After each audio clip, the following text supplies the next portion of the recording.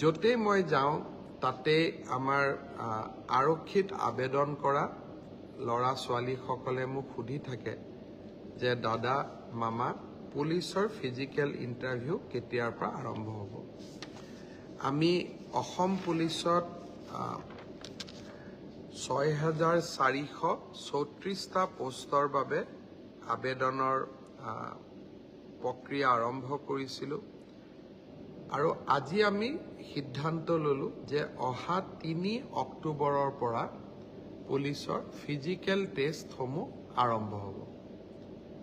গতিকে মই সকলোকে অনুৰোধ কৰিম যে বানপানীৰ যেতিয়াই পানী শুকাব আমাৰ খেলপথাৰসমূহ মুকলি হ'ব, আমি দৌৰা প্ৰেক্টিছ আৰম্ভ কৰিব লাগে, কাৰণ 3 অক্টোবৰৰ পৰা অসম আৰক্ষীৰ ফিজিকেল টেষ্ট আৰম্ভ হ'ব।